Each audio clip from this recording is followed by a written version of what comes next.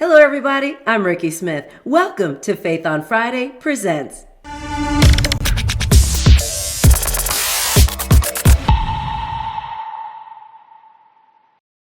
At Faith on Friday Presents, our goal is to drive motivation by closing the door on the comfort zone, to foster inspiration by exploring what's possible, and to create transformation by challenging unproductive mindsets.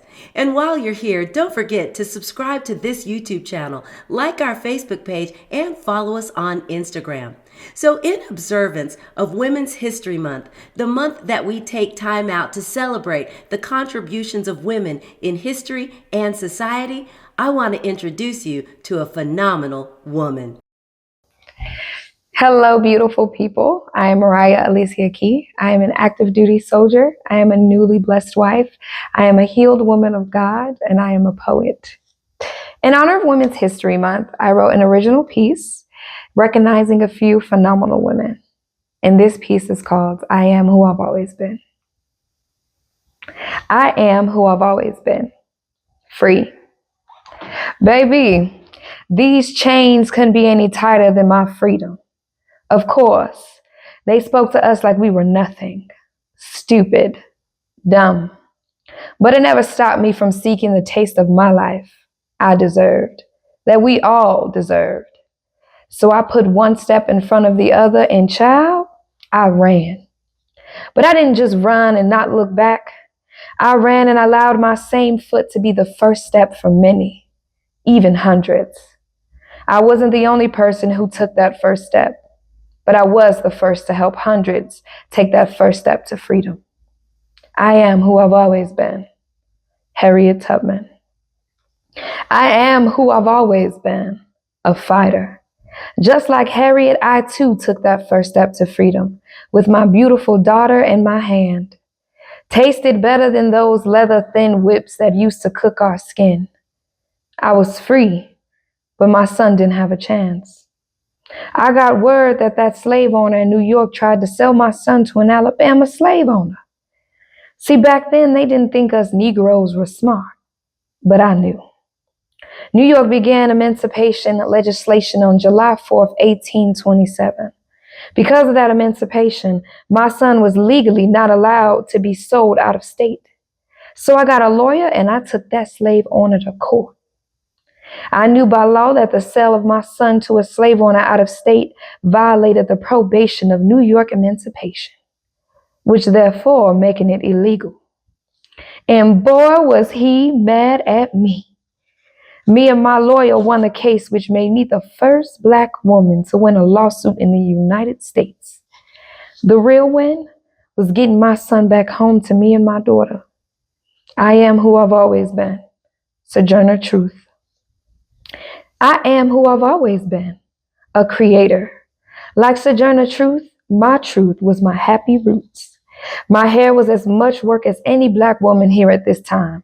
Not enough sun could remind me how my hair grew closer to the sun and how dry my scalp was. So for my Black woman, better yet for my melanated people, I became the first Black woman to create hair products for my people. Self-made female, American millionaire at that too. I stand tall and God-filled with the ability to not only just help the roots of our hair, but allow it to grow in many ways and healthier. And they didn't make much products for us, but I made sure that changed. I am who I've always been, Madam C.J. Walker. I am who I've always been, firm. Like Madam C.J. Walker, I too am self-made. I may have been 15 years old, but I decided to make a change that cannot only help out Black women, but our Black people. Montgomery, Alabama. My attitude was just as stubborn as my roots. And I refused to give up my seat on the bus to a white man. And so, that made a fuss. But I knew at the age of 15 that it just wasn't right. So I got into the civil rights movement, as well became a civil rights activist for my people, to not only be the voice, but to be the change. To stay firm in what I believe no matter what, how old I get, or no matter what my skin complexion is. I am who I've always been, Claudette Colvin. I am who I've always been, a leader. Just like Claudette Colvin, I too wanted to make a change by going into politics. A lot of people said that I couldn't do it because I was black, or maybe because I was a woman, or maybe both. But I was the first black woman to be elected to the House of Representatives. Our purpose was just made beyond House of Representatives. To see a first black woman there, and I knew that. And because I knew that, I decided to run for presidency. Yes, I said it. I decided to run to be the first black woman president. And just because I may have lost the race, I definitely want something bigger, something beyond what my mind could imagine and beyond the stars could touch. Purpose. I made room. I am who I've always been. Shirley Chisholm. I am who I've always been. A traveler. Just like Shirley Chisholm, I too imagine beyond the stars, more like in the stars. My love of the space was beyond more than the stars could count. I knew there was life beyond this, but I just didn't know how far I would touch it. Here on earth, we don't have much that we can touch or that we can do to reach for anything. Education, rights, love, just to belong. When I looked up in the sky, I knew that there was where my love was. So you can only imagine the thoughts of others when I told them my purpose was beyond the stars, but in the stars. I became the first black woman to fly into space. When I tell you when I got up there, those stars was just as bright as my heart was. It showed that we can move beyond just the spectrum of our environment, but we are as free as our mind in free space with unlimited opportunities.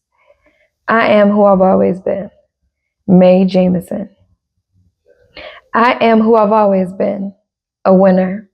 Just like Mae Jemison, I've seen unlimited opportunities, and I also found the love beyond the stars. She made the way so that it showed with anybody that could be possible. My love had a racket and a ball, in just space, but on a court. With me in the stars, nothing could keep me from winning. I became a first black woman to win a national tennis title. I set the tone for black women after me and with me, that we can do things more than what this world limited us to. Our world is beyond the spectrum of the stars and as hard as a tennis ball. Our world is filled with a lot of firsts. Because I won, I became one of the first, but not the last. I am who I've always been, Lucy Diggs. I am who I've always been, a woman. Just like Lucy Diggs, Mae Jemison, Shirley Chisholm, Claudette Colvin, Madam C.J. Walker, Sojourner Truth, and Harriet Tubman, they did all of these things so that we can be free, and now that we are free, we are fighters. Fighters that still make a change because even though they may say we are free, we still feel like we're in bondage. So we stay firm together as a unity, as a country. And we lead those that need to be led by the right people. And when Martin Luther King had that dream, he dreamt of this moment, that which I've gotten to experience twice in the world history. My husband was the first black president of the United States with 2 terms, which I'm pretty sure now you've guessed it. I am the first black lady of the United States. Let's just say we're big winners. And all of those people before us, not just the women, but the men that fought for us to get here today, I became the first black lady. I am the woman to remind my husband of the things that we dreamt about, of the freedom that we were trying to be free from, the fight that we continuously keep fighting, creating opportunities and opening doors for those who have not been able to even see the door. Dreaming dreams beyond the dream and being our ancestors' wildest dreams that we live today. And winning. Winning in a purposeful, meaningful, and right now, we won. I am who I've always been, Michelle Obama. I am who I've always been, a dreamer.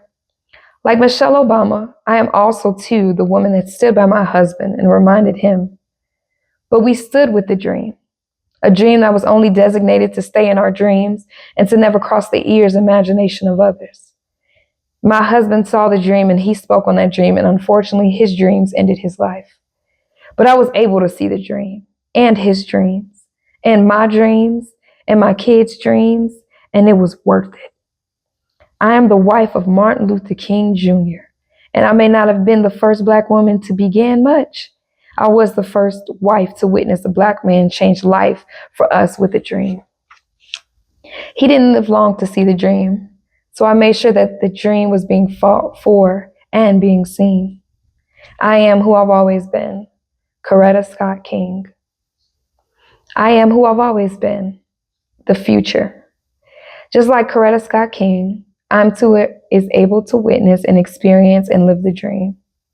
I only read about all of these great women and men who fought for freedom, who fought for truth, who fought to create, who fought to stay firm, who fought to be a leader, who fought to travel, who fought to win, who fought to be a woman, and most importantly, who fought to dream. I am my ancestors' wildest dreams. I'm the first in my family to have been able to serve in the military and still to this day is still serving. I am not the first to go to college, but I will be the first to receive a master's degree. I am the first to stop generational curses because I seen and stood firm like Claudette Colvin and Sojourner Truth about what is right. The way we've allowed ourselves to be treated has to stop with me. I am the change that was fought for and the free that was striked with. Just like Coretta Scott King, Michelle Obama, Lucy Diggs, Mae Jemison, Shirley Chisholm, Claudette Colvin, Madam C.J. Walker, Sojourner Truth, and Harriet Tubman, I am who I've always been, free, a fighter, a creator, firm, a leader, a traveler, a winner, a woman, a dream, the future. I am who I've always been. I am you and I am me. Thank you. Moriah, thank you so much for a powerful reminder that who we are is a culmination of everyone who has come before us. All right, everybody, that's it for this week. But don't worry, we'll be back next week with more Faith on Friday Presents.